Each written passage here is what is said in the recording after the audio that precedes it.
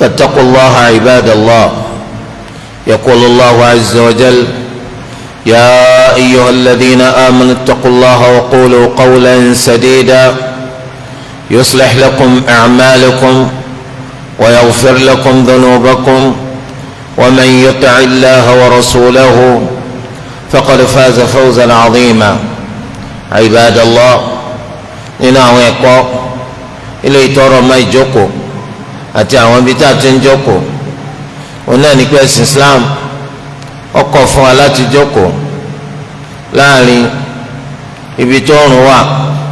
àti ibi tí bòójì wà. má jókòó láàrin oòrùn àti bòójì. ó ń bẹ nínú ibùjókòó eléyìí tí ẹ̀sìn Islam tó kórìíra fún wa ó nítorí pé irú ibùjókòó bẹ́ẹ̀ ibùjókòó àṣetánì ni. wọ́n á nínú ẹgbàá ọ̀rọ̀ láti ọ̀dọ̀ Burayda ibn al-Husayb al-Aslami radiyallahu anhu anna an-nabiyya sallallahu alayhi wa sallam naha an yuq'ada bayna adh-dhilli wash-shams rawahu ibn Majah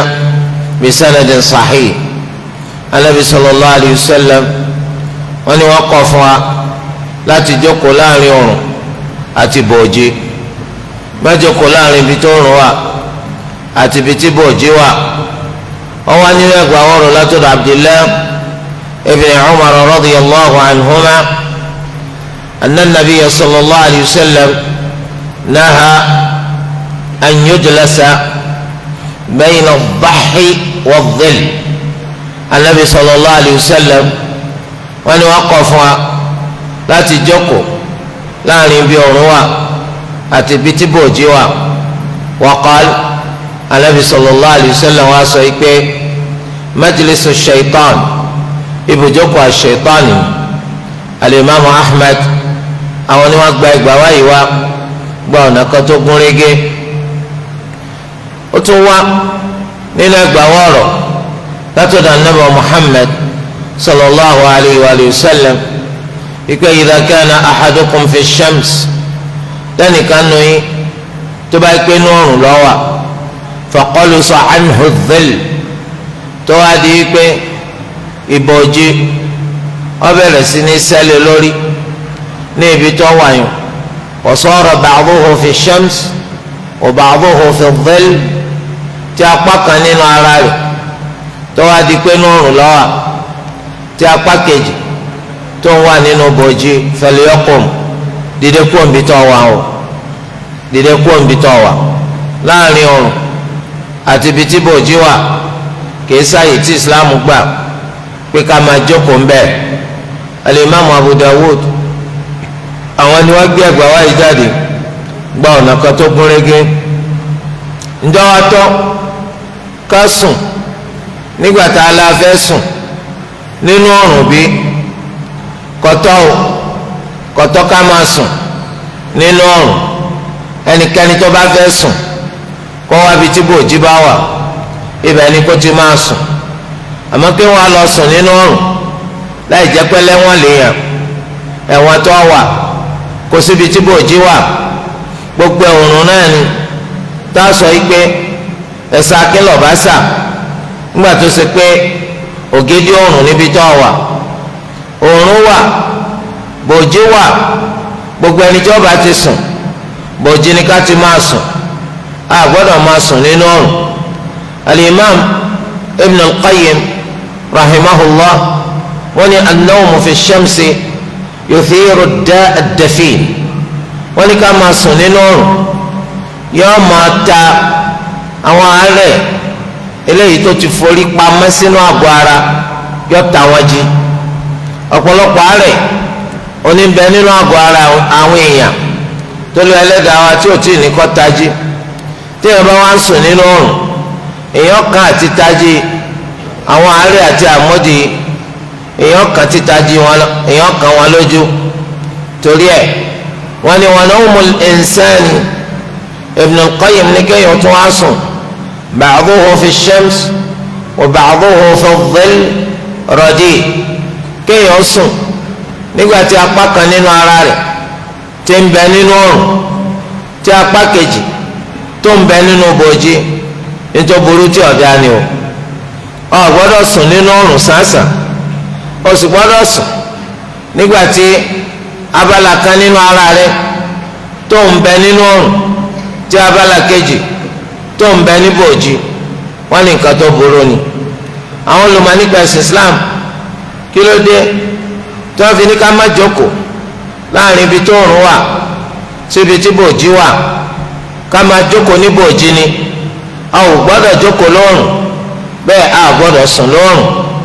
wọ́n nítorí pé èèyàn tó bá jókòó ní ààyè tó jẹ́ pé àárín ibi tó oòrùn wà àti ibi tí bòójì wà ní ìṣesí rẹ̀ ò ní jọra wọn. báwo lẹ sọ rò pé yọ jọra wọn ìgbà tó oòrùn pa ìdajì ara tí ìdajì yòókù sì wà nínú bòójì ìtara rẹ̀ ọmọ sọ fún kò ní jọra wọn. ara tí ń bẹ nínú oòrùn nítorí ọmọ sọ fún yọ yàtọ̀ sí ohun tí ara tí ń bẹ ní bòójì ti ń sọ fún. gbogbo ọ̀rọ̀ rẹ̀ wá ní jọra wọn nítorí pé nǹkan méjì tó takora wọn ilé ti péjú pèsè sí láàbáyé oòrùn àti bòójì tó náà bá ń ṣe wọ́nranwọ́nran ní ìṣe wọ́nranwọ́nran tẹni tó wà lóòrùn kò gbọ́dọ̀ yà wá lẹ́nu tó bá sì tún farabalẹ̀ nígbà míì ní ìfarabalẹ̀ ẹni tó wà ní bòójì kò gbọ́dọ̀ yà wá lẹ́nu torí ẹ̀ má jókòó lóòrùn má sì jókòó láàrin ibi tó oòrùn àti bòójì wà ibi tí bòójì wà gangan ni kó a máa jókòó. nínú àwọn ìjókòó tí ẹ̀sìn Islam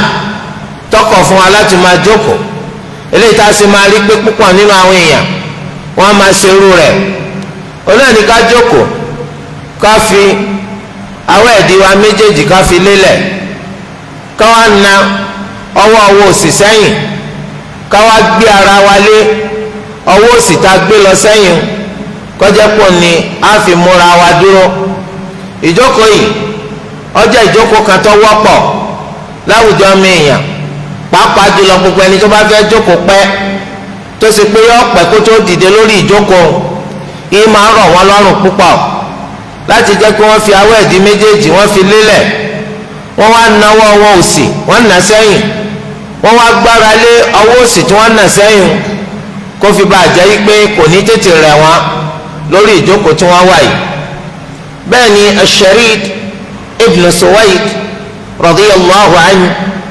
ọ̀kan nínú àwọn sàhábà Nabi Muhammad sallallahu alayhi wa sallam oní marra bi rasulillah sallallahu alayhi wa sallam wa ana jalisun hakadha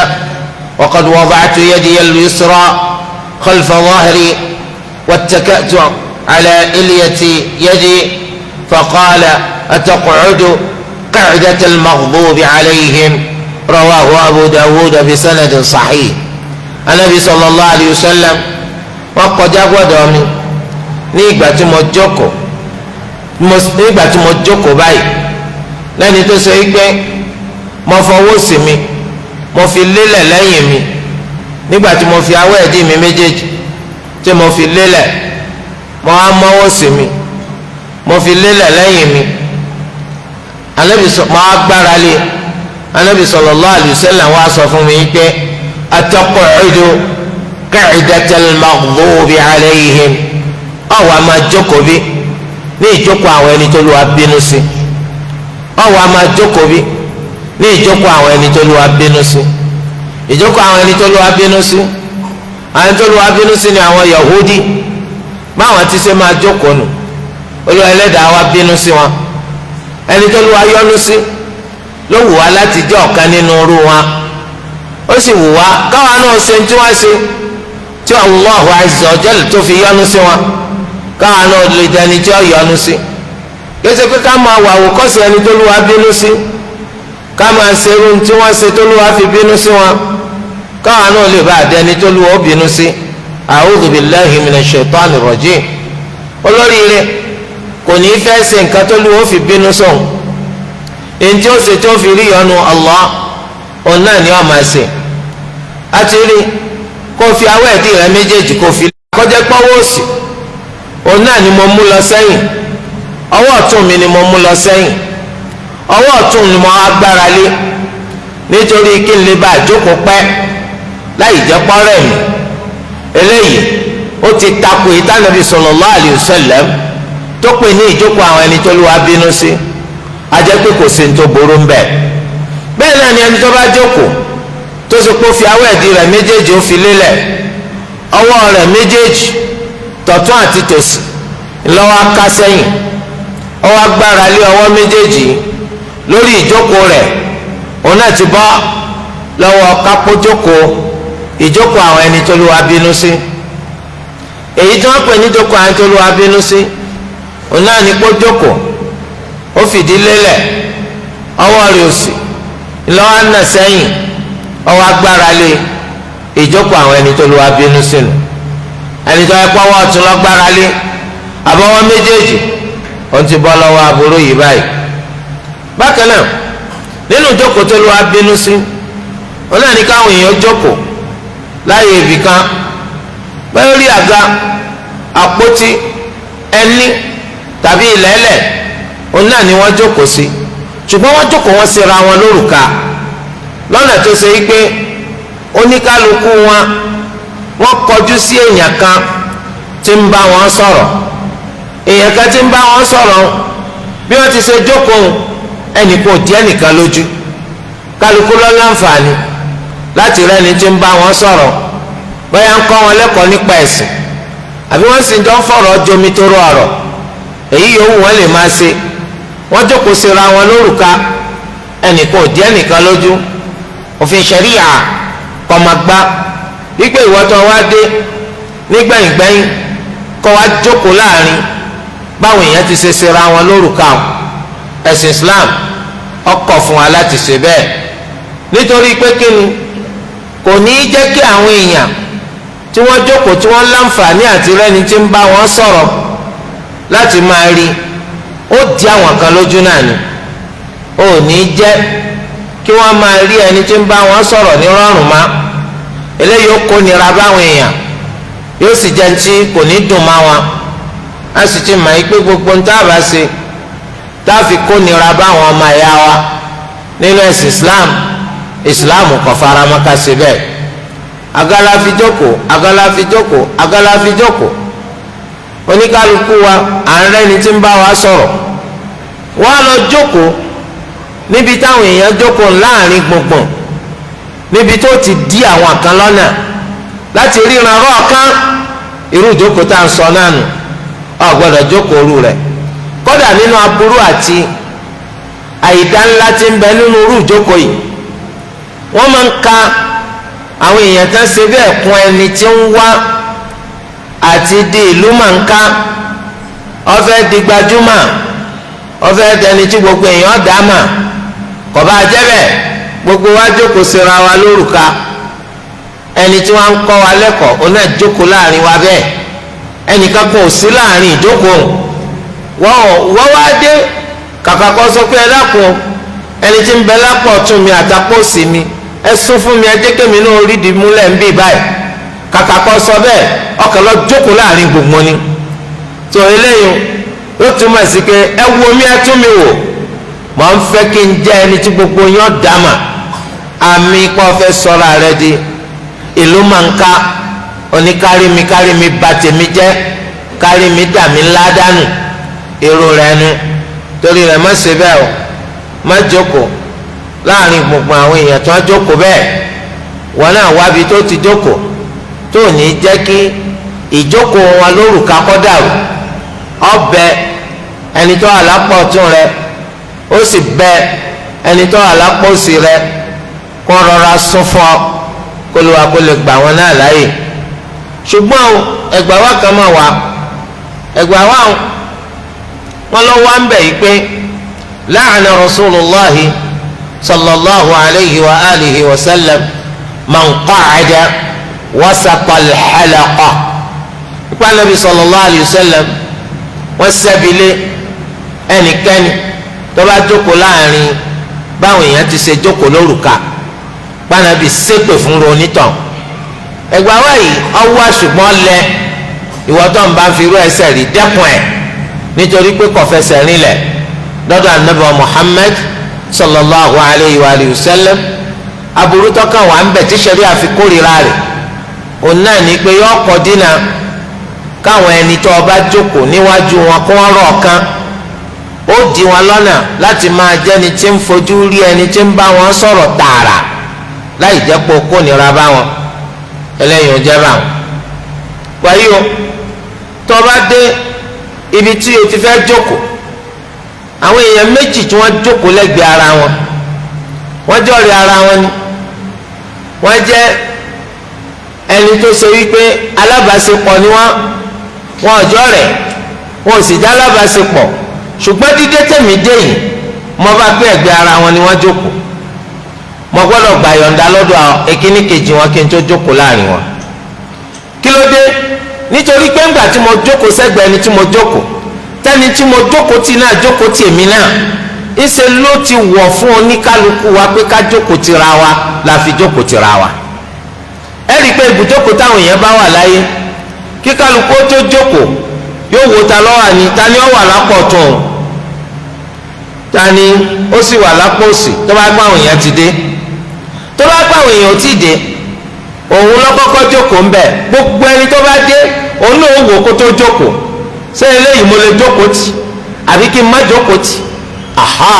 nítorí kó má jẹ́ pé kókó nǹkan tí mo lọ ṣe níbi tí mo lọ yìí ìní fọpọlọ sí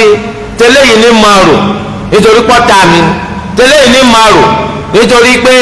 ẹnìkan ti ń gbẹ́ mi lẹ́sẹ̀ ni tẹ́lẹ̀ yìí ní máa rò nítorí pé mi pẹ̀lú rẹ̀ àjọ ní ìkùnsínú nítorí bá ti rí káwọn èèyàn méjì jókòó sẹ́gbẹ̀ẹ́ ara wọn ó túmọ̀ sí pé ọ̀rọ̀ wọn wọ̀ fúnra wọn ni ìwọ kan gbọ́dọ̀ dé kọ́ pé ìwọ́sún mo fẹ́ jókòó ń bì ẹ dákun mo fẹ́ kẹ́ yọ̀ǹda fún mi láti jókòó láàrin yìí o ẹ̀yin náà mo fẹ́ kẹ́ yọ̀ǹda fún mi láti jókòó láàrin yìí so bẹ́ẹ̀ lẹ̀sìn Islam ni ló ti ṣe fi kọ́ wa ọ gbọ́dọ̀ jókòó láàrin èèyàn méjì tí wọ́n dìjọ jókòó papọ̀ láì jẹ́ pọ̀ gba yọ̀ǹda wọn nínú hadith Ànábì Muhammad sallallahu alayhi wa sallam ó ní la yujlasu bayna ithnayni illa bi idhnihima rawahu Abu Dawud bi sanadin sahih ọ gbọ́dọ̀ jókòó láàrin èèyàn méjì àyàfi pẹ̀lú ìyọ̀ǹda ìkíní kejì wọn má gba ìyọ̀ǹda lọ́dọ̀ ẹnìkan yàtọ̀ sẹ́nìkan o ìkíní kejì wọn gbọ́dọ̀ yọ̀ǹda fún ọ kó tó di kó jókòó láàrin èèyàn méjì o tún wá nínú ẹgbàá wa mi Ànábì ní la yahillu li rajulin an yufarriqa bayna ithnayni illa bi idhnihima kò tọ́ sí èèyàn láti ya èèyàn méjì àyàfi pẹ̀lú ìyọ̀ǹda wọn ẹni méjì ọ gbọ́dọ̀ ya wọn àyàfi pẹ̀lú ìyọ̀ǹda wọn eléyìí jẹba wọn tọba wa débi tó ti fẹ́ jókòó ọwọ́ bá o ti jókòó ọwọ́ ara àwọn èèyàn méjì kan wọ́n jọ sọ̀rọ̀ ọ̀rọ̀ tí wọ́n sọ ọwọ́ àtàsí ọ létí kọtọ́lá bí òfin ṣẹ̀ríyà kọjá pọ̀ dá sọ̀rọ̀ wọn ọ gbọ́dọ̀ dá sọ̀rọ̀ wọn àyàfi kó gba ìyọ̀ǹda lọ́dọ̀ àwọn méjèèjì torí pé wọn ò pè ọ́ sọ̀rọ̀ kí ló fẹ́ dá sọ̀rọ̀ àwọn sí wọn ò ní kọ́ bá wọn dá sọ̀rọ̀ àwọn kí ni tó fẹ́ sí òfin lọ́mí ń dá sí sí. ó wá nínú ẹ̀gbàwọ́ ọ̀rọ̀ látọ̀dọ̀ Sa'id al-Maqburi ó ní ra'aytu ibn Umar mo rí Abdullahi ibn Umar radiyallahu anhuma yunaji rajulan tí ń bọ́kùnrin kan sọ̀rọ̀ jẹ́jẹ́ fadakhala rajulun baynahuma lẹ́nìkan bá kó sáàrin àwọn méjèèjì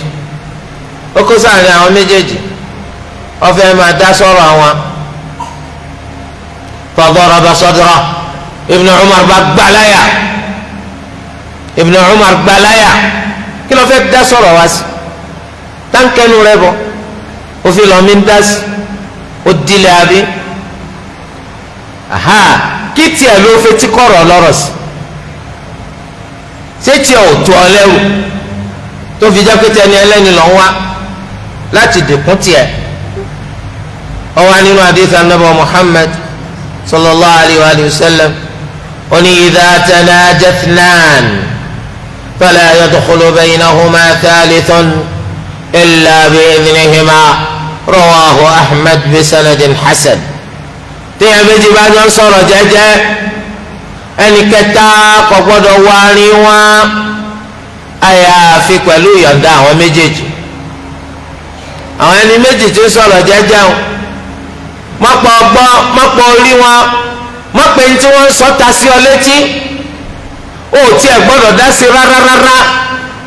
àfi pẹ̀lú kọ́ gbayọ̀ǹda wọn bóyá tí wọ́n sọ bóyá sì wọ́n bẹ̀ tí wọ́n fẹ́ pàkíyèsí wọn lọ sí di àtúnṣe àṣìṣe wọn bóyá tí wọ́n sọ kò rí bẹ́ẹ̀ wọ́n fẹ́ pàkíyèsí wọn lọ sí di ètò ṣe déédéé ọgbà yọ̀ǹda wọn ẹ̀dọ́ àti ẹ̀yin jẹ́ yọ̀ǹda fún mi kí n dá sọ̀rọ̀ tẹ́ ń sọ bí abẹ́ kúkú yọ̀ǹda fún mi láti ṣe bẹ́ẹ̀ nínú àwọn ìjókòó ilé ìtẹ́sí Islam tó tún kọ̀ fún wa láti máa ṣe gbogbo wa jókòó wa fẹ́ gbọ́ ìdánilẹ́kọ̀ọ́ ilé ìtọ́ fẹ́ ṣe fún wa gbogbo wa jókòó wa sùúrù jọ lójú kan náà ilé àmọ́ gbọ́rọ̀ kì í ṣe pé àjókòó níjókòó àjàǹkólókòló àwọn kan ṣe ra wọn lórúkọ báyìí àwọn kan báyìí àwọn kan báwọn àwọn kan báwọn rárá ojú kan náà ni gbogbo wa wà a gbọ́dọ̀ ṣe ra wa lájàǹkólókòló ẹ̀rí pé tírú ẹ bá ti ṣẹlẹ̀ àmì ní lórí pé tí wọ́n fẹ́ kọ́ wa ńkọ́ ló gbé gbogbo wa wá kìí ṣe ẹ̀kọ́ ńlá wa gbọ́ ṣùgbọ́n àwọn kan àwọn ti ní àpéjọpọ̀ fìtínà kan àpéjọpọ̀ aburú kan eléyìí tí wọ́n fẹ́ máa lo àǹfààní ìdánilẹ́kọ̀ọ́ láti máa tàtàrà rẹ̀ péjọ pé tó bá ti parí ìdánilẹ́kọ̀ọ́ ìpàdé aburú ìpàdé ọ̀ràn ìpàdé orí ibú ọ̀nà bẹ̀rẹ̀ torí ẹ̀ ni wọ́n sì wá ṣera wọn ní àjàǹkólókòló àmọ́ tó bá ké kókó ń ta wá gbọ́ náà la wá gbọ́ àwọn kan ò gbọ́dọ̀ ta kété káwọn kan wà nítòsí ẹni tí ń bá wọn sọ̀rọ̀ gbogbo wọn pátá ni wọ́n gbọ́dọ̀ ṣera wọn lórúka tí wọ́n máa tẹ́tí gbọ́ nǹkan tí wọ́n ń bá wọn sọ ẹnìkan ò gbọ́dọ̀ lọ lọ́tọ̀ káwọn kan náà dúró lọ́tọ̀ àwọn kan ò gbọ́dọ̀ pé àwọn làwọn gbọ́ra àwọn yé yàtọ̀ sáwọn míì nítorí pé tí gbogbo wa wá kọ́ iná ní nǹkan tó sọ wádìí kan náà kí wọ́n lọ fẹ́ mú wa táàfì wa jókòó kélekèle táà ní sera wa lóṣooṣù ọwọ́ Islam ọ̀farama ká jókòó níjókòó eléyìí tó ṣe pé yọọ máa ṣàpèjúwe pé gbogbo wọn kọ́ ni wọ́n wá gbọ́ ohun tí wọ́n fẹ́ bá wọn sọ ọ̀pọ̀ nínú wọn àwọn tó pé nǹkan míì ló gbé wọn wá gẹ́gẹ́ àṣẹ máa rí láwùjọ bí tí wọ́n bá ti kẹ̀sìn kún àwùjọ bí tí wọ́n bá ti ka ẹ̀kọ́ ẹ̀sìn kún yóò jẹ́ pé ibi tí wọ́n ti ń kẹ́kọ̀ọ́ ẹ̀sìn ni wọ́n ń fi pàdé sí pé káwọn ti máa pàdé láti máa ṣe pàdé ọ̀tẹ̀ láti máa ṣe pàdé à ń sorun wájú pọ̀ má ti pàkọ́ láti máa ṣe pàdé à ń fẹnu húlẹ̀ láti máa ṣe òfintofinto lórí ọ̀rọ̀ àwọn èèyàn kọ̀tọ́kọ̀rí bẹ́ẹ̀ iná ló fà ló fi jẹ́ pé irú àwọn àwùjọ ẹ̀rí pé ẹni tó nímọ̀ kò ní pọ̀ torí pé àwọn ọmọ tó ń wá fìtínà lọ́pọ̀ ń bẹ àwọn ọmọ tí ọmọ tí wọ́n máa fásitì kó ṣe tí máa wúlò fún ni láyé tí èdè bá lẹ́jọ́ aburú fún yàn lọ́lọ́ kìyàmà àwọn ni wọ́n pọ̀ ń bẹ àwọn tí wọ́n kẹ́kọ̀ọ́ kún kankan wọ́n pọ̀ nídìí ọ̀tẹ̀ wọ́n pọ̀ nídìí madaru wọ́n kéré jọjọ nídìí káwámà tó àwọn ni máa ṣe bẹ́ẹ̀ torí di eléyìí báyìí wọ́n má darapọ̀ mọ́rú àwọn eléyìí o àwọn ẹni tó jẹ́ ọba yìí jẹ́ lásán àwọn akọ̀dá nǹkan mà tó ṣe é pé aburú lásán oná ló kún àwọ̀ rẹ̀ oná ló kún náwó rẹ̀ oná ló kún náà ọ̀rọ̀ ẹnu rẹ̀ aqulu qawli hadha wa astaghfirullaha al-azima li wa lakum fastaghfiruhu innahu huwal ghafurur rahim.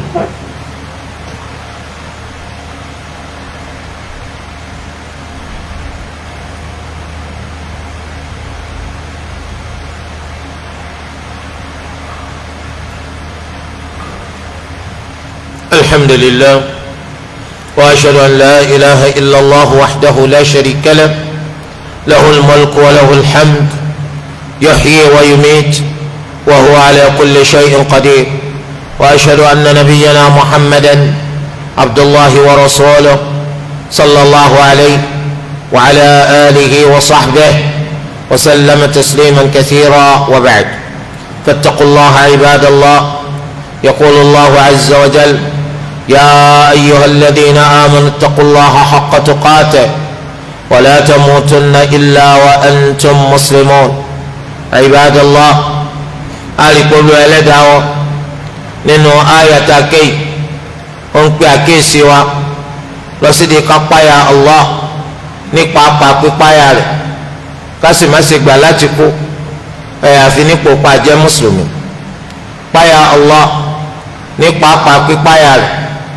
ó túmọ̀ sí pé gbogbo ntọ́lúwa tó fi pa wá láṣẹ pé ká ṣe ó di ọwọ́ wa kárí pa ń ṣe gbogbo ntọ́lúwa ẹlẹ́dàá tọkọ̀ fún wa láti ṣe ó di ọwọ́ wa kárí pa jìnnà sí ṣíṣe rẹ̀ tí ntọ́lúwa fi pa wá láṣẹ jìnnà sí ntọ́ni kọ́ ọmọ ṣe ó là ń pè ní bẹ̀rù Allah kìí ṣe pé kọ́ ọmọ adarí káyé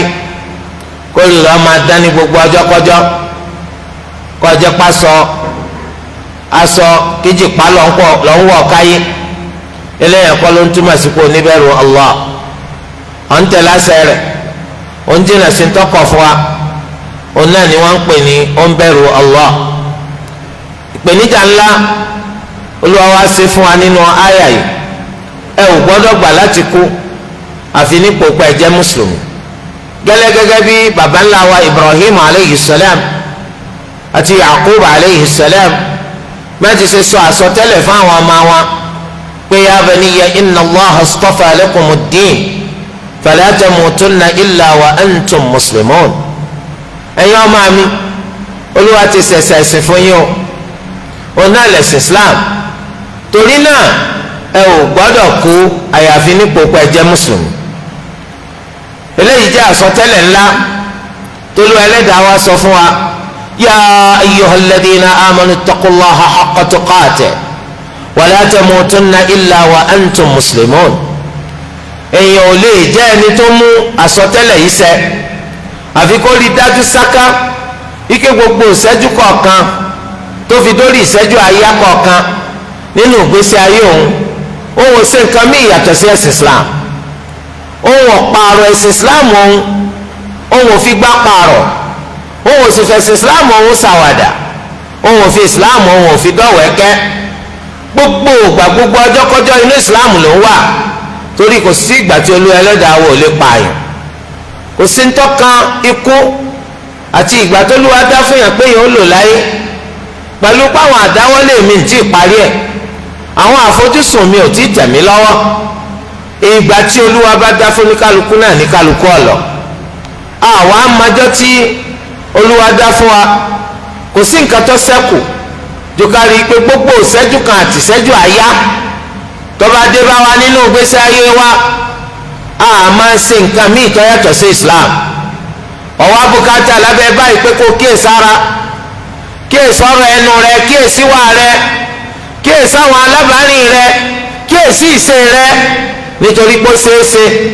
pẹ́ẹ́pẹ́ láàrin ìgbà tó wà nínú ìgbésí ayé o ti fi ìṣẹ́jú àyá kan o ti fi kọ ẹ̀sìn Ìsìláàmù lẹ́sìn o ti di kèfèrí káfìrí tí ó wá já sí pé àárín ìṣẹ́jú àyá tá a wí ohun tó jẹ́ taburú ni màlẹ́kà kú gbẹ̀mí rẹ̀ eléyìí tó túmọ̀ sí wípé ìwọ ti kú báyìí ní ipò pọ̀ jẹ́ mùsùlùmí má bá wọn ṣàwàdà káwàdà má bá wọn dọ́wọ́ ẹ̀kẹ́ kọ́wọ́ ẹ̀kẹ́ tọ́wọ́ a máa sọ pé ẹ bá bá jẹ́ bẹ́ẹ̀ ẹ pé òun ṣe Ìsìláàmù náà mánu òun ṣe Ìsìláàmù mánu kí ló ṣe fún tọ́ba sọ báyìí tí màlẹ́kà kú gbẹ̀mí ẹ̀ ń gbà wàláhì tiẹ̀ bọ̀ táńláwàdà òfò táńláwàdà tí bàtẹ́nijẹ́ téèyàn fi dọ́mọ jahannam ó ṣe Ìsìláàmù má báwò kí lọ́ọ́ jẹ́ ayé tó fi gbọ́n mọ́ kí lọ́ọ́ jẹ́ ayé tó fi sọ pé orí ibú ló kù tó fẹ́ ṣe ó ṣe Ìsìláàmù má báwò ẹnìkan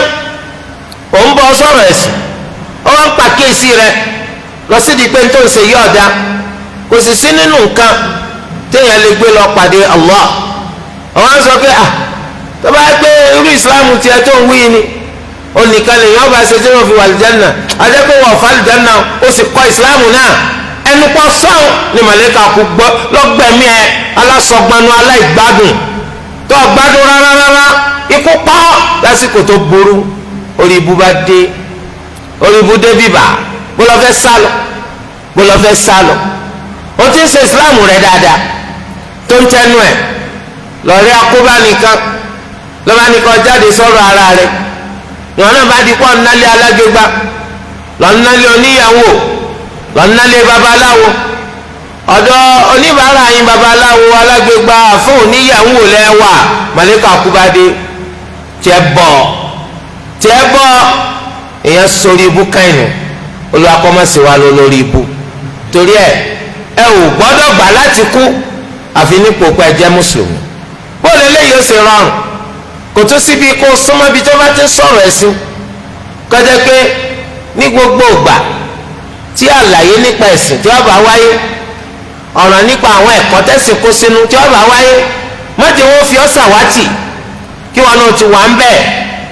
eŋti kì í bá dúró de ni à á lọ dúró de ni kí ló dé tá à ń lo eléyìí nípa afẹ́ wo bọ́ọ̀lù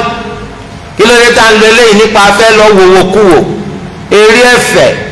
àtàwọn tó fẹ́ kọrin tó fẹ́ jó kí ló dé tẹ̀ tí máa tètè débẹ̀ ó rí i pé tó bá kan kásẹ̀sì ẹ̀sìn tí ó ṣẹ́kù oríire tí ó bọ kalẹ̀ tí ó ṣe sábàbí tó fi wà lè Jánnà ó rí i pé a kì í sáré sí i bá a ṣe máa sáré sí i tí ó mú wa sórí ibú ó rí i pé ó lè ní jùmọ̀ aago mélòó ló tó dé náà rí sẹ́bẹ̀ àni wọ́n á máa ṣe nídìí ẹ̀fẹ̀ àti eré àti ránú ayé yìí tẹ́tí rí i pé ọ̀pọ̀lọpọ̀ nínú wa wọ́n máa lọ tẹ́lẹ̀ dé wọn ni àwọn ni wọ́n bá níwájúwájú torí pé gbogbo tí wọ́n bá ṣẹlẹ̀ ń bẹ̀ lọ́jọ́ kò ní í fẹ́ kápẹ́ nìkan ní ó fò níròyìn wọ́n bẹ nínú ẹni tí wọ́n fẹ́ máa fáwọn èèyàn níròyìn àmọ́ tó bá kan ẹ̀sìn tá a ṣe tí ó ṣẹ́kù eléyìí tó ṣe pé náà la gbèrò pa fẹ́ múrelé ẹ rí i pé ọwọ́ rẹ̀ hẹ́hẹ́ ìlú wọn fi mú wọn ní dààmú fún olóòtú máa fẹnu sátẹ̀sì bí ẹni tó ṣe pé ń palẹ̀mọ́ láti wọná olóòtú máa wọ pé ẹ̀sìn báwo bí ẹni tó ṣe pé ìwé orí ibú lọ́gbà wálé ayé orí olúwa ní ọ̀gbọ́dọ̀ gba láti kú láì jẹ́ mùsùlùmí nínú tí ó jẹ́ mùsùlùmí ni kó mójútó alukurani kíké tí wọ́n ń kí alukurani báyìí láyé rẹ̀ ọmọ kẹsàn ń gbọ́ ètò ń gbọ́ ọmọ pé gbọ́kúgbọ́ èèyàn ò ní máa gbọ́ kọfẹ́ gbọ́ ń tọ́jà orin rẹ́kọ́ọ̀dù iná lọ́ọ́ máa gbọ́ gbogbo ìgbà gbogbo ẹni wọ́n gán ti há sórí ó rí i pé irú etí burúkú kò ní fẹ́ gbọ́ alukur'an kò ní fẹ́ rìn súnmọ́ bí tán bá ti sọ̀rọ̀ alukur'an gbogbo ọmọ nílá ni yóò dàbí tani tí ń gòkè lọ sí sánmà tọ́jú bí ṣe ń lo òkè iná ìlàtẹ́kùn tó lè mí tí ó fi sẹ̀mí ní ń tán ma lọ́wọ́ tí mímí rẹ̀ wà dògùn dọdẹ bẹ́ẹ̀ ni torí ẹ rí i pé olúwa ní ẹ gbọ́dọ̀ gba láti kú àfi nípò pé jẹ́ mùsùlùmí bíra rẹ léèrè ṣé ìpalẹ̀mọ́ tí wọ́n wà nù rẹ̀ yìí lónìí ṣé ìpalẹ̀mọ́ tẹni tí ń palẹ̀mọ́ kó fẹ́ kú mùsùlùmí kí ṣe ìpalẹ̀mọ́ tẹni tí ń palẹ̀mọ́ kó fẹ́ kú mùsùlùmí àwọn ta lọ̀rẹ́ rẹ̀ àwọn ta lọ ń bá rìn àwọn ta lolùbádámọ̀ràn rẹ̀ àwọn ta ni wọléwọ̀de rẹ̀ àwọn ta ni kòríkòsùn rẹ̀ tí wọ́n mọ̀ kó gédé àwọn èèyàn bóni àwọn èèyàn rádaràda àwọn akọ̀lẹ́sìn àwọn ẹni tó jẹ́ pé wọ́n ti yàyàkuyà mọ́ra wọn lọ́wọ́ àwọn náà lọ ń bá rìn irú ẹyẹlẹyẹ wọ́tọ̀ ó rí i pé tó wá jẹ́ pé èèyàn bú lọ bá yàn lọ́rẹ̀ wọ́n tètè bá tiẹ̀ jẹ́ nì wọ́n náà dàbí wọn torí orí bí irú wọn ilé ọ̀rẹ́ ṣe wọ̀ tó bá ti lóòní ṣe bí wọn ìrẹ́pọ̀ bàjẹ́ láàrin rẹ̀ àtàwọn wọn náà wọ́wọ́ irú àwọn ọwọ́ tó máa gbé irú àwọn ẹsẹ̀ tó máa gbé lórí àwọn ìṣẹ̀lẹ̀ tí ń ṣẹlẹ̀ sí ọ sẹ́ni tó gbà fún Allah ni wọ́n àbọ̀ gbà fún òògùn ṣé wọ́n ń bẹ́ ní ẹni tí wọ́n máa fi Allah dẹ́rù bà tẹ́rù ọgbà ó ní kí wọ́n fi Allah dẹ́rù bà ọ́ máa yín mú ni ó ti sẹ́ẹ̀tì mú rẹ̀ báwọn lórí pé kó máa yín ra rẹ̀ tó bá ti ń bá sọ̀rọ̀ Allah imú ọ̀ máa yín ni àwọn ọmọ dárúkọ ọ̀kan nínú àwọn òòṣà táwọn bàbá ńlá rẹ̀ ń ṣe kólúwọ́ tó sànú wọ pẹ̀lú ìsìláàmù tó kà kún tó bá ti wá dárúkọ òòṣà lé yín báyìí ó ti máa gbọ̀n yóò ti máa tó ara pé àwọn bàbá àgbà lẹ́ dákọ̀ bàbá àgbà bá lọ bínú sólú ẹ̀ ta ni bàbá àgbà nínú pàǹtí àti jàǹkáwọ̀ tẹ kó kalẹ̀ ó ní bàbá àgbà tiẹ̀ àbọ̀ gbádùn wọ́n wá ń fi olú ẹlẹ́dàá rẹ̀ wọ́n fi ń dẹ́rù wọ̀ ó tiẹ̀ kákùn kankan wọ́n fi òòṣà pàǹtí jàǹkáwọ̀ tẹ kó kalẹ̀ wọ́n fi dẹ́rù wọ̀ ó ti sọ ara ẹni tó sì sọ ara kò ní ìdíkà bùkátà pé só tó tọ ara ẹni tó ti sọ ara ti tọ ara akramakumullah ṣé wọ́n tó fẹ́ kú mùsùlùmí nù lọ́nba wọn fowó dáṣọ fẹ́ẹ́gùn wọ́n tó fẹ́ kú mùsùlùmí nù lọ́nba wọn kópa nínú orò wọ́n tó fẹ́ kú mùsùlùmí nù wọ́n bá wọn gbó sàlù yín lárugẹ wọ́n tó fẹ́ kú mùsùlùmí nù ìní wọ́n tó ṣe wípé ọ̀rọ̀ oníjì tọrọ ó ti máa fi Ṣàngó búra ó ti máa fògún búra ó ti máa fèṣù búra la hawla wala quwwata illa billah ọ̀sánà kó kú mùsùlùmí rárá bí tí wulẹ̀ ó kéré ma ọ̀ka ìsìláàmù kó kankan ṣebí wọ àtẹnìkan jẹ́njà láwọn ẹni tí wọ́n ti mọ̀ yín lọ́rẹ̀ àwọn ẹni tó sì máa ń pẹ́ sí ní à ẹjọ́ abáyé fi ti Allah yanjú ẹ̀ oníṣẹ́ Allah bá wò ẹ̀dọ́kọ̀ ẹgbẹ́ wà Kùránì là ń sọ bí ni ìwọ́n tó fẹ́ kú mùsùlùmí wọ́n tó fẹ́ kú mùsùlùmí àbọ̀ ń tan rẹ̀ dànù ṣé wọ́n mẹgbẹ́ tó ń ṣe ṣé wọ́n kàn nínú ọmọlẹ́gbẹ́ olóògbò nìyí ọ́ ṣé wọ́n tó fẹ́ kú mùsùlùmí nìyẹn àwọn ọmọ ẹgbẹ́ yín ń kú wọn náà ń bẹ́ẹ̀ ní ẹni tí ń mọ̀ ọbẹ̀ tí ń màdà tẹ́ ń lọ kún wọn láì ṣe màálù tápẹ́ màálù wo kọ́lọ́bẹ̀ ọ̀yọ̀bẹ̀ akramakumullah wọ́n tó fẹ́ kú mùsùlùmí nìyẹn o sọmọ lóko tó wà ń bi ìgbèrí rẹ tó bá fẹ́ sùn lóko orí ibu nìyẹn lóko pọ́nmọ ẹlẹ́gbẹ́ olóògbò nìyẹn lọ́fà ló fi jẹ́ pé kìí ṣe gbogbo yẹn tó bá wálé rẹ ló lè jẹ́ kó wọ yàrá tó ń sùn wọ́n tó fẹ́ kú mùsùlùmí nù o ọlọ́jọ́yè kóyè ọlọ́jọ́yè oyè lọ́dọ̀ àwọn aláwo ìwọ́n tó fẹ́ kú mùsùlùmí wọ́n á kó gbogbo àwọn ó kó àwọn ẹlẹ́kẹ̀ ó kó sọ́wọ́ kó sọ́rùn ipò ti dóye báyìí baálẹ̀ kínní kan nídìí ẹgbẹ́ ayé ìwọ́n tó fẹ́ kú mùsùlùmí nù wàlá ọ̀dàn kankan mà ọ̀dàn kankan mà ń sẹ́nà títí ó fi bàjẹ́ títí ó burú torí ibùdó ó rí gbọ̀nàgbọ̀nà wọ́n tó fẹ́ kú mùsùlùmí nù iná ló ṣe wípé ńjọ́ ló ti lọ mọ́ṣáláṣí kan wọ́n tó fẹ́ kú mùsùlùmí ìmáàmù yìí alam tara kayfa fa'ala rabbuka bi ashabil fil òun náà ni ìmáàmù ká lásùbà ó sì pòṣẹ́ sáà ẹni tó fẹ́ kú mùsùlùmí nù kí ló dé oníkéwì yẹn ti gùn jù ní èwo ni wọ́n dáàmà tó kúrú jù lé ńlọ olódò burúkú tó kẹsì kún kankan ó fẹ́ kú mùsùlùmí wọ́n ní mọ́sálásí ládùúgbò yìí kò sí mọ́sálásí afẹ́kọ̀ọ́kọ́ òwò ó sì fẹ́ kú mùsùlùmí ilẹ̀ tó ní ní àdúgbò yìí kì í sọ̀rọ̀ ogún lẹ̀ ọwọ́ ni ọlá láti gbé ilẹ̀ kankan lẹ̀ nínú ogún ó sì ní kó kankan lọ bí kankan níjọ́ tó daràn rẹ bá kú gbólókò lọ tó dẹnu lẹ bọ̀ bí ẹnu ọ̀bọ níjọ́ tó bá kú tó sọ̀rọ̀ báyìí ẹ rí nǹkan kò sí ètí mo mú lọ ìtumọ̀ rẹ̀ ni ẹ bókù sí máa ń tẹ́wọ̀ ìtumọ̀ rẹ̀ nu gbogbo àkójọ kò sí ètà mú lọ. ǹjẹ́ tó bá rí bẹ́ẹ̀ wọ́n tó fẹ́ kú mùsùlùmí nu ó ní ọ́la èèlò gan ni ilẹ̀ náà tó wó rẹ̀ tí ò ló ń kà èlò tó fi ní ilẹ̀ mọ̀lẹ́ sọ̀rọ̀ rẹ̀ bẹ́ẹ̀ ni ilẹ̀ ni kì í ṣe búrẹ́dì ilẹ̀ ọmọ jẹ́ bẹ́ẹ̀ ẹ̀ gbọ́rọ̀ gbé lọ níjọ́ tó bá kú tó bá gbé lọ níjọ́ tó kú kò ní dáa fún ọ. ilẹ̀ tó ṣe gbọ́ ní mú kankan lọ síbi kankan èwo ló mú ayé. wọ́n wá ní ẹ fún wa lẹ́ o tá a kọ́ mọ́sálásí wọn ni ọ̀rọ̀ lẹ̀ lẹ́ sọ bí ọ̀rọ̀ lẹ̀ má ti bẹ́ẹ̀ ọ̀rọ̀ lẹ̀ náà ni ọ̀rọ̀ lẹ̀ náà ọ̀rọ̀ kí wọ́n tún ni ọ̀rọ̀ kí tún ni. àwọn ń talẹ̀ fẹ́ni tí ọkọ̀ lé òòsà ọ̀talẹ̀ fẹ́ni tí ọkọ̀ ṣọ́ọ̀ṣì wọ́n á ní fún wa lẹ̀ tá a kọ́ mọ́sálásí sí ọ̀ràn rí kò lè yà ọ́ lẹ́nu nítorí pé ẹni tí èèbá ti ṣe mùsùlùmí kò lè tálá wípé ìlọsíwájú ọ̀bẹ́sìn Islam ẹni tí kì í bá ti ṣe mùsùlùmí kò lè ta nídìí kan nígbà táwọn mùsùlùmí bá sọ̀rọ̀ pé ẹ̀yin náà dá sí ọ̀rọ̀ wọn ní tàǹdì kan torí pé kì í ṣe mùsùlùmí torí kan bí ọ wọn kàn sọ ló kọ mùsùlùmí ṣé lọ́sọ̀ọ́ di mùsùlùmí ni àbó dànkàmà wọn ò rí ọrí mọ́ṣáláṣí gbogbo tí wọ́n ṣe nínú ẹ̀sìn Islam ọ̀dá sí rí àwọn akpẹ́ mùsùlùmí ni ẹ gbókò tó ń sọ mí ni wọ́n sì ọ̀sọ̀ ló kọ àwọn olùkọ́ jẹ́ mùsùlùmí ni wọ́n mọ̀ pé kàtà ni ọ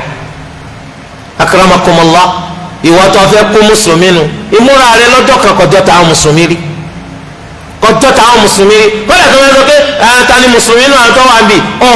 tiẹ̀ fira rẹ hàn rí no ọmọ wọ school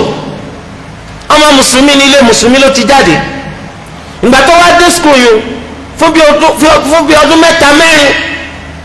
ó wá ní wọn fẹ́ kó dùn mọ̀ pé mùsùlùmí lò ẹ dákun alébù wo lọ́wọ́ lára islam tí wọ́n fi gbọ́dọ̀ dọ́ ọmọ pé mùsùlùmí ni ọ́ kí ni bẹ́ẹ̀ sùkúù náà gan-an rí tó fi jẹ́ bàbàrà ọmọ ìjẹbẹ̀rí tí fa bẹ́ẹ̀ wù kí ni bẹ́ẹ̀ sùkúù gan-an rí tó fi di bàbàrà lójú òpònú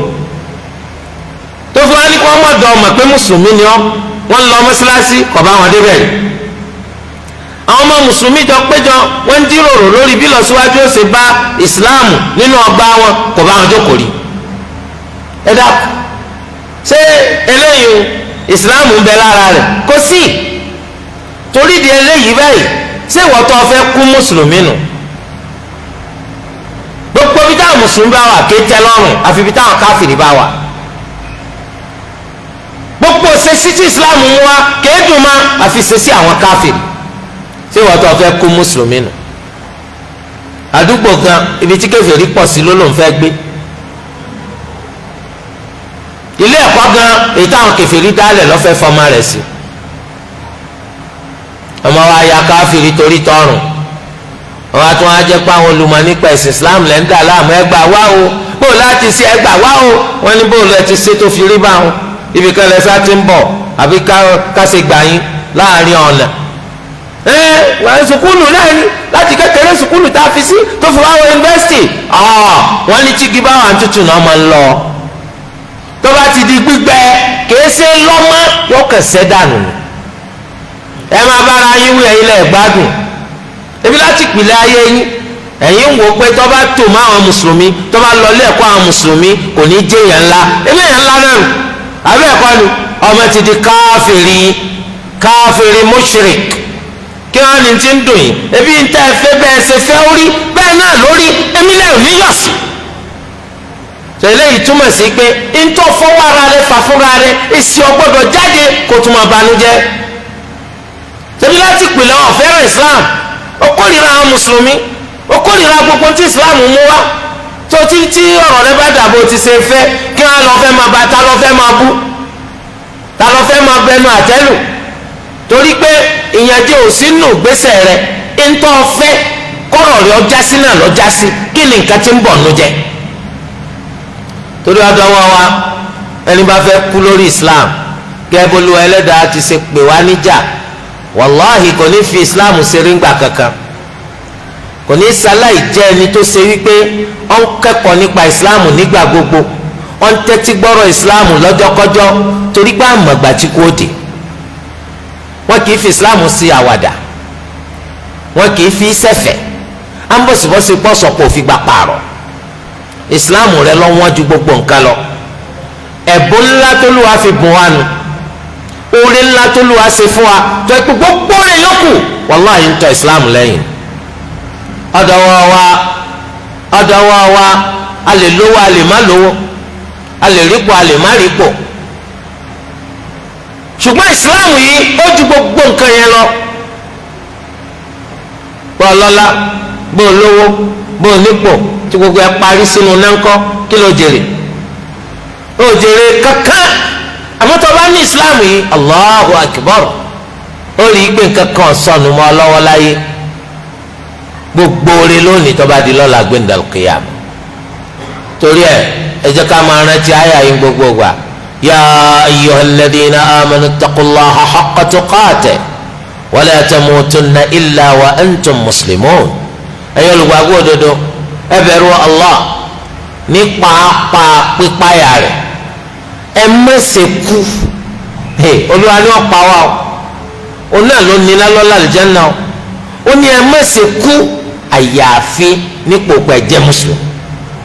torí ẹ abẹ́ Allahu azza wa jal kódà kún kọ́ ràn wá lọ́wọ́ kó gba ẹ̀mí wa lórí Islam kó ṣàánú wa ilé tó ti pèsè kalẹ̀ dé àwọn tí wọ́n kú lórí Islam alìjẹ́nà iná ní kó lówó ṣe ń lé ẹnì kọ̀ọ̀kan wa Olúwa kó má ṣe wa lọ́mọ aná. tá a bá ṣàkíyèsí láwùjọ wa á rí i pé tá a bá wà ní àpéjọ kan tí wọ́n bá ṣe nǹkan kan tó jẹ́ nǹkan tó yani lẹ́nu tó jẹ́ ń tó pàkíyèsí ẹni àwọn èèyàn máa sábà pàtẹ́wọ́ wọ́n máa sábà súfèé láwọn àwùjọ míì pé ó ṣe é tán ó ga ó yani lẹ́nu ó jọni lójú ẹ̀kàrí táwọn kan súfèé lọ ní fíù àwọn púpọ̀ pàtẹ́wọ́ hàn tẹ́nìkan bá sọ̀rọ̀ nígbà tó sọ̀rọ̀ tán ọ̀rọ̀ rẹ̀ dá kọjá ọjọ́ ni lójú kọjọ́ ni lójú àmọ́ nítorí ipò tó dì mú lọ́pọ̀lọpọ̀ gbà tó bá ti parí ọ̀rọ̀ ẹni tí wọ́n pàtẹ́wọ́ fún kó tó di pọ́ lọ jókòó ó sì lè jẹ́ pọ́n bẹ lórí ọ̀rọ̀ ó wá sọ nǹkan kan tó ní kálukú ọ̀fọkàn sí pẹ̀lú rẹ̀ lè jáde lẹ́nu ẹ̀ bóyá bí àdéhùn tó ṣe fáwọn èèyàn bóyá bí dáadáa tó ṣe lérí pé òun ṣe àti bẹ́ẹ̀ bẹ́ẹ̀ lọ àbó fún wa ròyìn kan tó yà wá lẹ́nu ẹ̀rí pé oníkálukú wọn wọ́n kàn pàtẹ́wọ́ fún ni irú eléyìí náà jẹjẹrẹ ni ó ti bẹ̀rẹ̀ sí ní jẹ wá sára àwọn mùsùlùmí náà ọ̀pọ̀lọpọ̀ nínú àwọn mùsùlùmí náà lónìí tó wà ní àpéjọ kan eléyìí tó ṣe pé wọ́n ti sọ̀rọ̀ kan tó yà wọ́n lẹ́nu ọ̀pọ̀lọpọ̀ nínú wọn náà wọ́n etí wọ́ láti pàtẹ́wọ́ wọ́n etí ẹnu láti fi súfè lórúkọ páyé ń ṣe bẹ́ẹ̀ àwọn sì wà nínú ayé níta-ayé bá ń ṣe káwọn náà ṣe kò léèwọ̀ ǹjẹ́ eléyìí wá tọ́ bí kò tọ́ nínú òfin ṣẹ̀ríà tẹ̀sí Islam olùyẹlẹ́dàá wa ń sọ fún wa nínú al-Qur'an ó ní wa ma kana salatuhum 'inda al-bayti illa muka'an wa tasdiya sọláàtù tí àwọn ọ̀sẹ̀ bọ́ ń ṣe nídìí Kaaba ṣáájú kí Islam ó tó dé kò jẹ́ nǹkan kan o bí ó bá jẹ́ muka'a ìsúfè wa tasdiya àti ìpàtẹ́wọ́ báyìí ni Qatada ibnu Du'ama as-Sadusi bẹ́ẹ̀ ni wọ́n ti ṣe túmọ̀ muka'a àti tasdiya wọ́n ní muka'a ìsúfè níjọ́sìn wọn wa tasdiya àti ìpàtẹ́wọ́ torí ẹ̀ ìṣesí àwọn ọ̀sẹ́bọ́nu ìtàwọn ń pè níjọ́sìn nu ṣáájú kó tó di pé ìsìláàmù dé tó bá wá sí di Kaaba ní tí wọ́n máa fi ṣèjọ́sìn nu wọ́n máa súfè wọ́n máa pàtẹ́wọ́ a sì mọ̀ yí pé òfin ẹ̀sìn ìsìláàmù dá lórí wípé ẹ yapa takété sí ìṣesí ìwà àti ọ̀nà àwọn ọ̀sẹ́bọ àwọn káfìrì ẹ gbọ́dọ̀ fi ọ̀nà wọn sọnà ẹ gbọ́dọ̀ fi ìṣesí wọn ṣe ìṣesí ẹ gbọ́dọ̀ fi ìwà wọn ṣe wà ẹ gbọ́dọ̀ bá wọn tò papọ̀ níbi kan náà máa ṣe bí wọ́n ti ṣe ń ṣe. torí di eléyìí ǹjọ́ wa tọ́ àwọn náà tàbá wà lápéjọ kan tí nǹkan kan tọ́jọ́ ni lójú bá ṣẹlẹ̀ ǹjọ́ wa tọ́ káwọn náà máa súfèé bíbí àwọn ọmọ sùkúlù ǹjọ́ wa tọ́ ká máa pàtẹ́wọ́ bí gbogbo wọn ti ṣe ń ṣe láyé lónìí rárá o wọ́n ní kò tọ́ nítorí àwọn sábàbí tí ń bọ̀ yìí ká súfè ká pàtẹ́wọ́ torí nǹkan tó yani lẹ́nu àbí nítorí pé a fẹ́ ṣe kóríyá fẹ́ni tó bá wa sọ̀rọ̀ àbẹ́ni tó fẹ́ bá wa sọ̀rọ̀ tashabbuhum bil mushrikin ìmọ̀ àwòkọ́sí àwọn ọ̀sẹ́bọ ni Olúwa Ẹlẹ́dàá wa ó sì ti kọ̀ fún wa láti máa wà àwòkọ́sí àwọn ọ̀sẹ́bọ kódà ẹnikẹ́ni tó bá wà àwòkọ́sí àwọn èèyàn kan ìdájọ́ pò náà kan nínú wọn ni ó gbà bẹ́ẹ̀ lófin ṣẹ̀ríà sọ man tashabbaha bi qawmin fahuwa minhum ẹnikẹ́ni tó bá wá àwòkọ́ṣe àwọn èèyàn kan wọ́n sọ pọ̀ kan nínú wọn lòun náà jẹ́ o àwọn ará àwọn mùsùlùmí lẹ̀ ó wà àwòkọ́ṣe wọn má orí àwọn ẹni tó jẹ́ mùmínì ńlẹ̀ ó fi ìwà jọ wọn má ó wá jẹ́ pé àwọn ẹlẹ́bọ àwọn kèfèrí kọ̀ lẹ́sìn àwọn ni wọ́n máa wá wá àwòkọ́ṣe. bákan náà nínú ntòfà tí ò fi tọ́ ká máa pàtẹ́wọ́ ó náà ní pé àtẹ́wọ́ inú ṣe àwọn obìnrin ni ó wá nínú hadith anabi wa Muhammad sallallahu alayhi wa sallam wípé anabi pẹ́ dé mọ́sálásí lọ́jọ́ kan nítorí ó lọ ṣàtúnṣe láàrin àwọn èèyàn kan gbàtí ó fi dé sí ọba pé Abubakar radiyallahu anhu wọ́n ti síwájú jama nínú sọ̀lẹ́ anabi tí wàá tò sẹ́yìn Abubakar gẹ́gẹ́ bí gbogbo kálukú kó wá ṣùgbọ́n àwọn sọ̀hábà wọ́n wá pọ̀ ní gbígbé ọ̀fun láti pàkíyèsí Abubakar pànàbì ti dé o wa kana Abubakar la yaltafitu fi sọ̀lẹ́ Abubakar sì jẹ́ pé tí máa ń ṣe sọ̀lẹ́ kìí síjú wẹ̀yìn ṣùgbọ́n gbà tí gbígbé ọ̀fun yìí pọ̀ Abubakar rọra tajú sẹ́yìn lọ́ba ara nàbẹ̀ wa Muhammad sallallahu alayhi wa alihi wa sallam Abubakar bá sọ fún anabi kánabi ò síwájú anabi bá sọ fún Abubakar pé tẹ̀síwájú Abubakar sákọ̀ pé àfi kánabi ó bọ́ wájú anabi wa sallallahu alayhi wa sallam wá bọ́ síwájú wọ́n wá parí sọ̀láàtì lọ́jọ́ yìí anabi wa ń bá wọn sọ̀rọ̀ lẹ́yìn sọ̀láàtì ike kí ló dé ìwọ Abubakar nígbà tí mo sọ pé kó tẹ̀síwájú pẹ̀lú sọ̀lá tó takú pé àfi kí n bọ́ wájú Abubakar ní bẹ́ẹ̀ ni kò tọ́ tí èmi ọmọ Abu Quhafa láti síwájú àwọn èèyàn kan nínú sọ̀láàtì ṣe lè má mú fún wa láwọn jàmáà tó ṣe pa Ànábì jọ kan nù wa mo kéré sí nọ́mbà Allahu Akbar àwọn sàhábà ní ẹ̀kọ́ ńlá èmi kọ́ ni wọ́n ṣe lè má mú wájú Ànábì torí rẹ̀ ni mo ṣe ní kẹ́ ẹ bọ́ wájú ẹ̀yin wá ń kọ́ ìgbà tí mo ń sọ fún ìgbà tí ẹ rí i pé mo dé kí ló dé tẹ̀yìn gbọ́ fún a fẹ́ ta Abubakar jípẹ́ ti dé ni Ànábì ní rárá o man nabahu shay'un fi salatihi falyusabbih ẹnikẹ́ni tí nǹkan kan bá ṣẹlẹ̀ sí nínú sọ̀láàtì rẹ̀ kó sọ pé subhanallah ẹ̀kọ́ nù wa innama at-tasfiqu lin-nisa nínú riwaya kan wa innama at-tasfihu lin-nisa ẹnikẹ́ni tí nǹkan kan bá ṣẹlẹ̀ sí nínú sọ̀láàtì rẹ̀ kó sọ pé subhanallah ṣùgbọ́n à ń fi àtẹ́lẹwọ́ lu ọwọ́ táwọn obìnrin lélẹ̀ wọ́n ní àtẹ́lẹwọ́ lu ọwọ́ táwọn obìnrin ó ṣe òun náà ni pé inú àtẹ́lẹwọ́ wọn ọ̀tún wọ́n fi lu òdì ọwọ́ wọn òsì tóbìnrin bá ń ṣe sọ̀láàtì lọ sọ wá pé ìyá alágbájá ó sì ṣe sọ̀láàtì lọ tó bá ti fi inú àtẹ́lẹwọ́ ọ̀tún tó fi lu òdì àtẹ́lẹwọ́ òsì ó ti ta wá lólobó pé mò ń ṣe sọ̀láàtì torí ẹ̀ ní tí wọ́n pè ní ìṣesí àwọn obìnrin ó sì wá lè gbọ́dọ̀ jẹ́ pé nígbà tí kankan bá ṣe wọ́n nù sọ̀lẹ́ ó sì wá lè gbọ́dọ̀ jẹ́ pé lẹ́yìn àmọ́ ṣe tí kankan bá ti yọ yín tó bá ti jọ yín lójú àbọ̀ yà yín lẹ́nu ẹ máa wá pàtẹ́wọ́ nínú aburú tó tún wà ń bẹ̀ ó ní pé ká pàtẹ́wọ́ ká súfè kò sínú ìlànà Ànábì wa Muhammad sallallahu alayhi wa sallam bẹ́ẹ̀ ni kò sínú ìlànà àwọn sàhábà rẹ̀ àwọn ẹni àpọ́nlé lẹ́yìn Ànábì wa Muhammad sallallahu alayhi wa sallam kò sínú ìlànà Ànábì kò sínú ìlànà sàhábì kí ló lórí ilé wa fẹ́ fi ṣe bákan náà nínú tó múni mà ike kò sínú ìlànà òun náà ní kí tó wá gbé ọ̀rọ̀ lẹ́nìkan sọtọ́ jọ ọ́ lójú àbí ewì ló ké tó fa awọ orí rẹ̀ àbí nǹkan kan ló ṣe tọ́jọ́ kí ló ṣe gan lẹ́ni tí wọ́n